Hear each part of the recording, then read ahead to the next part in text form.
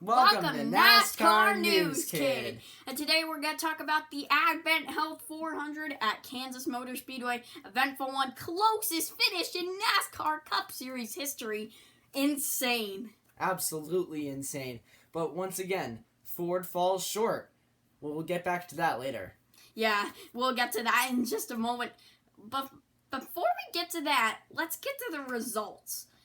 So, winning this race, Kyle Larson by 1/1000th of a second over Chris Buescher. What do you think of that? Well, Chris Buescher is definitely upset about that, but I really thought that he had it in the bag. But then turn 4 happened, and door-to-door banging, and yep, Kyle Larson took the win once again. Well, I called the photo finish in turn 3, really. When I saw Larson getting next to him, I'm like, photo finish! And third finishing the race, Chase Elliott. Truex and Elliott both had a photo finish themselves. Chase Elliott, NASCAR's most popular driver, he once again gets a result that's pretty good. One that he deserves. Yeah, one that he deserves. That's what I was just gonna say. Truex comes home 4th and 5th for Denny Hamlin and Joe Gibbs Racing teammates. Toyota has been the dominant manufacturer at these tracks in the past. The question is, what kept them from getting that win? 6th, your pole sitter, Christopher Bell. Really good run. At least he's not down in the dumps being near the cut. Hopefully gain some. I think if I remember correctly, I saw that he gained 2, maybe 3 positions on the cut. Alex Bowman, 7th. Crazy good run for him. Didn't really show up most of the day in the top 10. But he did pretty good. I see that the momentum from Dover has definitely carried over. Maybe the momentum will keep shifting. Really good run for Alex Bowman. 8th, Kyle Busch. Finishes in his number. He did pretty good.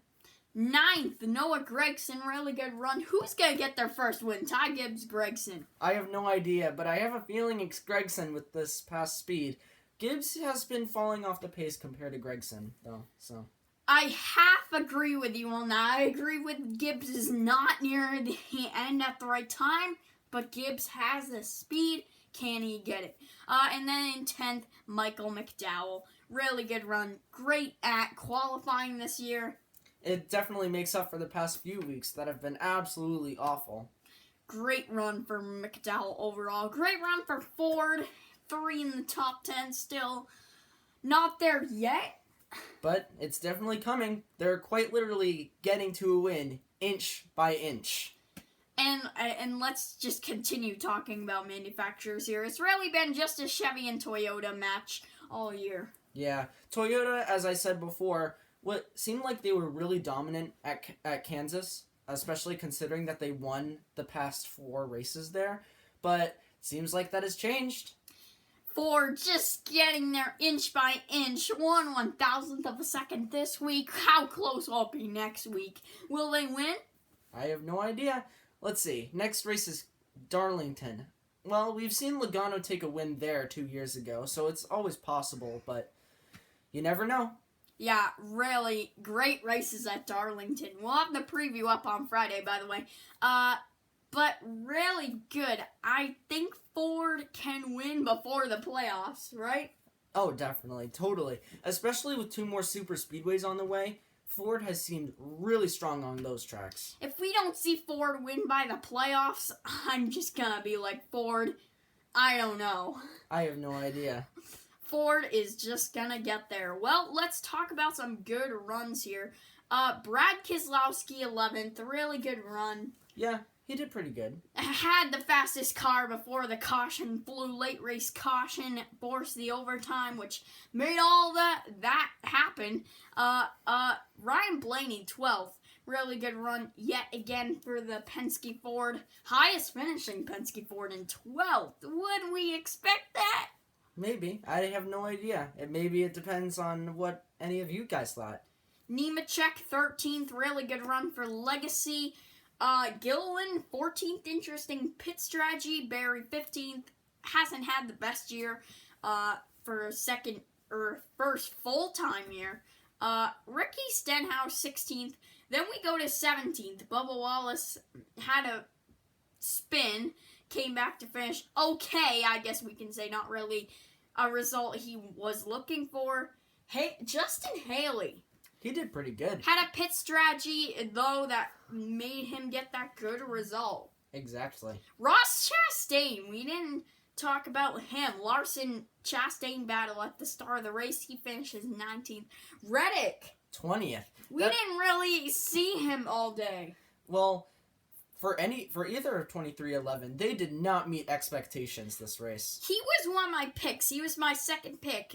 Speaking of picks, wait. Here are my 5 picks if you didn't watch Friday. Hamlin, Reddick, Larson, who won, Chastain, Byron, and Wallace. There's another driver we didn't see that much of. Finishes 23rd, William Byron. He started all the way back in 35th due to hitting the wall during his qualifying lap, and he had a lot of ground to gain up. Let's jump back to 21st, 22nd. Briscoe and Heim really runs they probably needed. Heim, second career start in the Cup Series. Hocevar was in the top 10 for some of the race. Finishes 24th, and then on back, really. Let's get to the accidents here. Austin Cindric and Jimmy Johnson both out of the race. That's really all. Jimmy Johnson and Austin Cindric both had great qualifying efforts compared to past results, but it's so unfortunate for Austin Cindric. He spun, and that ruined what could have been a really good finish. Jimmy Johnson, I believe, qualified 19th. Cindric in the top 10, so like you said, really good qualifying runs, but the race was just wrecked for them. Overall, I thought this race was insane. Really good race. I think this race was great on the level of ranking it. I say 10 out of 10 for this race. Definitely the finish was 100 out of 10, I do have to say. Really good race. Better than Atlanta, a super speedway, so that's interesting. Kansas needs to have a race near the championship. This race just will convince a ton of people to say that. So you're saying that Kansas shouldn't be part of the round of 12, it should be part of the round of 8? Yes. Maybe even the championship. We'll have to see about that. We'll just see where it goes from there. Yeah, overall, this race, 10 out of 10.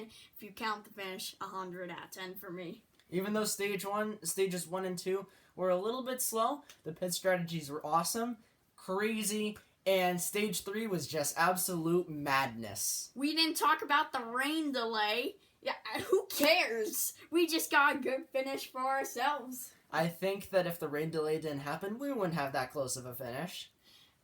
What do you think of this race? What would you grade it at 10? Like, out of 10, I'd probably say a 9. If I were to bring it to a 10, I'd say, like, more side-by-side racing for more of the race and less of the, Denny Hamlin and Chris Buescher towards the end of the race conserving fuel instead of, like, full speed. And, yeah, just pit strategies need to work like that. But if that was changed just a little bit, I'd be really happy. Yeah, really great race overall. Maybe I do have to step back my score a bit, and maybe it's not a perfect race, but it's a very great race overall. But that will do it.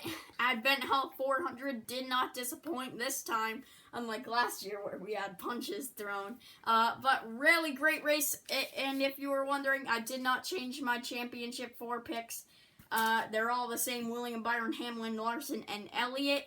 And I predict Byron to still be the championship even after a 23rd place finish. Well, that'll end it today, so be sure to hit that like button and subscribe to our channel. Yep, thank you all for watching. Thank you to all the subscribers, and we'll see you in the, hopefully, preview on Friday for Darlington Throwback Weekend. Have a great rest of your day. See you later.